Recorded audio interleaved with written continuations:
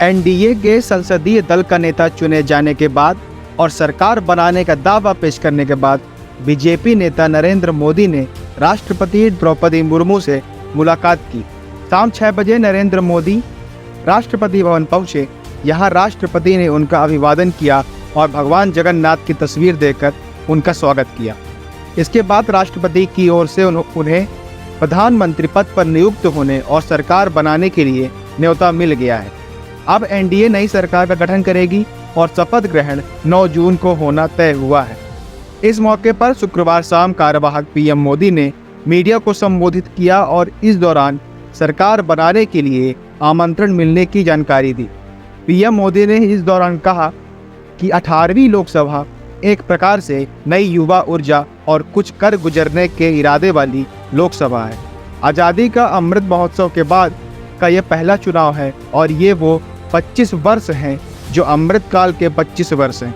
2047 में जब देश आज़ादी की शताब्दी मनाएगा तो उन सपनों को पूरा करने का ये एक पड़ाव है। उन्होंने कहा कि मैं देशवासियों को विश्वास दिलाता हूँ कि पिछले 2 टर्म में जिस गति से देश आगे बढ़ा है, समाज के हर क्षेत्र में परिवर्तन साफ साफ नजर आ रहा है।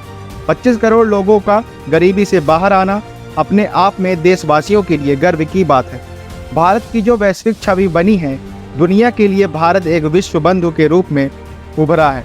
इसका मैक्सिमम एडवांटेज अब शुरू हो रहा है। मुझे पक्का विश्वास है कि ये 5 वर्ष वैश्विक परिवेश में भी भारत के लिए बहुत उपयोगी होने वाले हैं। उन्होंने कहा कि आज सुबह एनडीए की मीटिंग हुई। सभी साथियों ने मुझे फिर से इस दायित्व के लिए पसंद किया है और सभी साथियों ने राष्ट्रपति को इसकी जानकारी दी। राष्ट्रपति जी ने मुझे बुलाकर प्रधानमंत्री पद के लिए नियुक्ति दी और शपथ ग्रहण के लिए 9 जून तारीख के बारे में सूचित किया है। और दुनिया में भारत की प्रगति की गति को, भारत की प्रगति के रथ को आगे बढ़ाने के लिए तन मन से अपने जीवन को समर्पित करने का आह्वान देश से करते हुए साथ ही साथ उन्होंने प्रतिबद्धता भी जताई कि वो अपने आप को राष्ट्र सेवा के लिए समर्पित कर देंगे। बाबा साहब अम्बेडकर के को भी बहुत परिश्रम करना पड़ता है, रात दिन दौड़ना पड़ता है, अलग अलग लोकेशन को कवर करना पड़ता है। तो आप लोगों ने भी बहुत कष्ट उठाया है। मैं आशा करता हूं कि मीडिया जगत के सभी साथियों का स्वास्थ्य अच्छा रहा होगा और पिछले 1 सप्ताह का जो विराम मिला है उसके कारण भी अब आप फ्रेश होकर के फिर से मैदान में आए होंगे। तो 18वीं लोकसभा, और वैसे भी हमारे यहाँ व्यक्ति के जीवन में 18वीं इसका बड़ा महत्व होता है।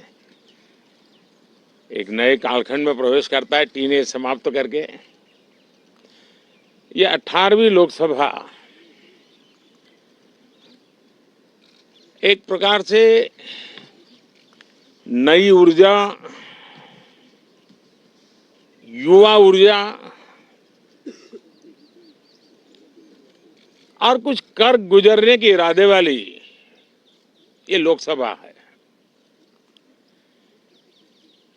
और आजादी का अमृत महोत्सव के बाद का ये पहला चुनाव है और एक प्रकार से ये वो 25 वर्ष हैं जो हमारे अमृतकाल के 25 वर्ष हैं और जो 2047 देश जब आजादी की शताब्दी मनाता होगा, एक प्रकार से उन सपनों को साकार करने का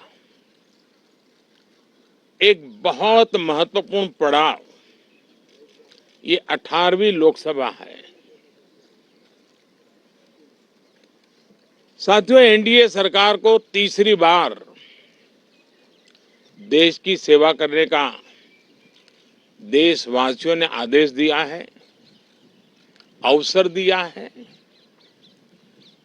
मैं देशवासियों का फिर से एक बार